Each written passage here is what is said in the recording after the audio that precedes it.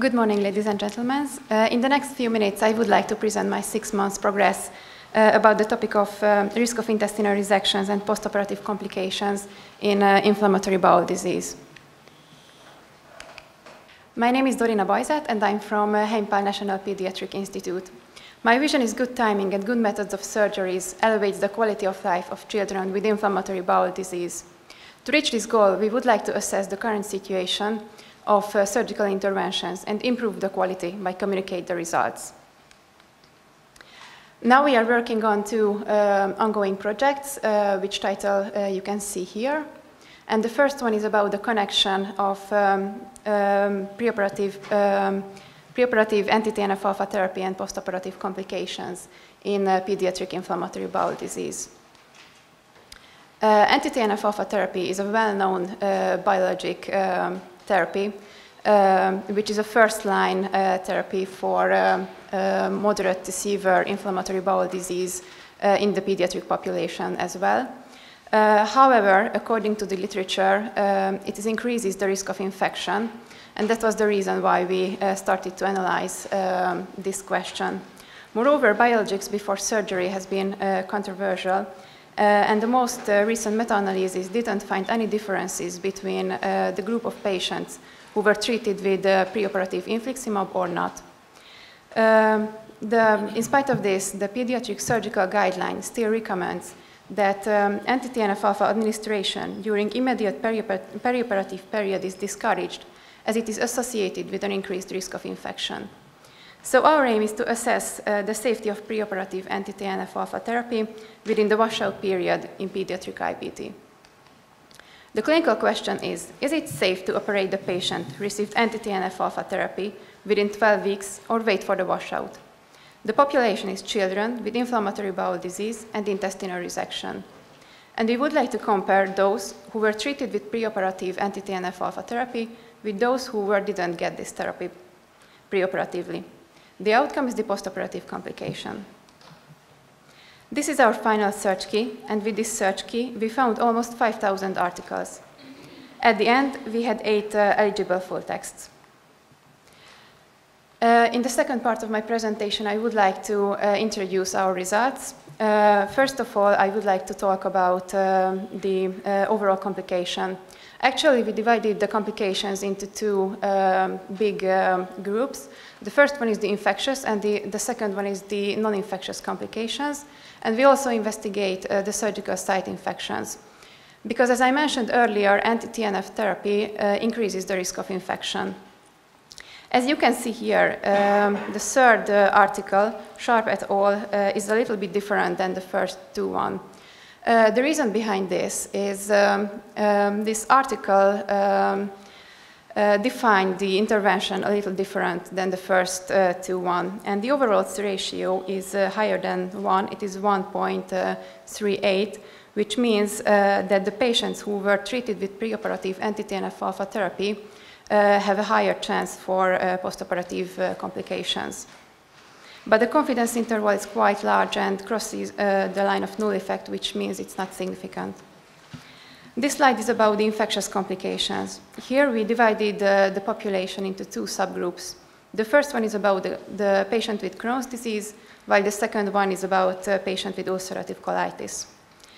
As you can see, the overall ratio is lower than 1, which means that patients who were not treated with preoperative anti-TNF-alpha therapy have a higher chance for postoperative infectious complication. This forest plot shows the results about surgical site infections. Here we also divided the patients into two subgroups. And as you can see, the overall ratio is also lower than number 1, which means the same that patients who were not treated with preoperative anti-TNF-alpha therapy have a higher risk for surgical site infections postoperatively. But it's also not significant because of the large confidence interval.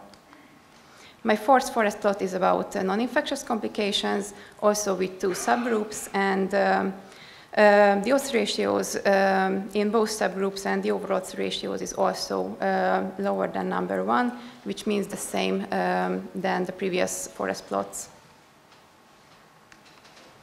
And the final forest plot is about readmission, because those who have postoperative complications has a higher chance for readmission and also reoperation. And that was the reason why we analyzed these outcomes too. As you can see here, the overall odds ratio is also lower than number 1. And I have to say that the first 2 articles is about patient with Crohn's disease, while the third one is about a patient with ulcerative colitis. As for conclusion, there is no evidence for preoperative anti-TNF-alpha therapy increases the risk of postoperative complications. However, we couldn't substantiate the hypothesis because of the low number of studies with low number of cases and the wide confidence intervals. Of course, there are some strengths and also limitations about the meta-analysis. This is the first meta-analysis about the association of preoperative anti-TNF-alpha therapy and postoperative complications in the pediatric population with inflammatory bowel disease. And the definition of outcomes and interventions are completely the same in all of the articles. However, we have only observational studies with a low number of cases, and concomitant medications can be confounding factors. As an implication for practice, currently there is no evidence that there is an association between preoperative anti-TNF-alpha therapy and postoperative complications in pediatric inflammatory bowel disease, so we cannot suggest to stop anti-TNF-alpha routinely. In the future, randomized controlled trials with a higher number of cases should be performed, of course with more detailed information about baseline characteristics, and exact data about the last biologic therapy is needed prior to the operation. In the second part of my presentation, I would like to introduce my second project about intestinal resections in pediatric Crohn's disease. This is a nationwide survey based on the Hungarian Pediatric IBD Registry. According to the literature, there are several risk factors for surgery, such as complicated disease behavior, antibody positivity, and disease location. However, we haven't got any information about the prognostic factors for early surgery. So this is the reason why our aim is to identify these prognostic factors which are associated with early intestinal resections in pediatric IBD. HUPIR is the Hungarian Pediatric IBD Registry, which was launched in 2010. It is an existing prospective and nationwide registry with 27 centers. The clinical question is, what are the prognostic factors for early surgery in pediatric inflammatory bowel disease? The population is children diagnosed with Crohn's disease, and we would like to compare the patients who underwent an intestinal resection within 6 months after diagnosis with the patients who didn't need this operation. The outcomes are prognostic factors for early surgery. We are going to include the patients who are under the age of 18, diagnosed with Crohn's disease, and we will exclude those who were diagnosed with ulcerative colitis or unclassified IBD, or underwent only perianal surgery, such as oncotomy, seton drainage, or fistulectomy, or had only intra-abdominal abscess. This is just a short overview about my 2 ongoing projects. We would like to submit the first one at the end of March, and the second one at the end of May. Thank you for your kind attention, and my favorite quote is, "Never measure the height of a mountain until you have reached the top.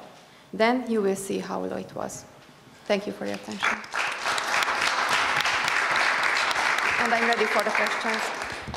My question is regarding to the surgical site infection plot. As I saw well, there was a visible difference between ulcerative colitis and Crohn's disease. In your opinion, what can be behind it? So your question regarded to this forest plot. Yes, as you can see here, we divided the population into 2 subgroups, the Crohn's and colitis, as I mentioned earlier. I have to say we divided the population because these are 2 different diseases.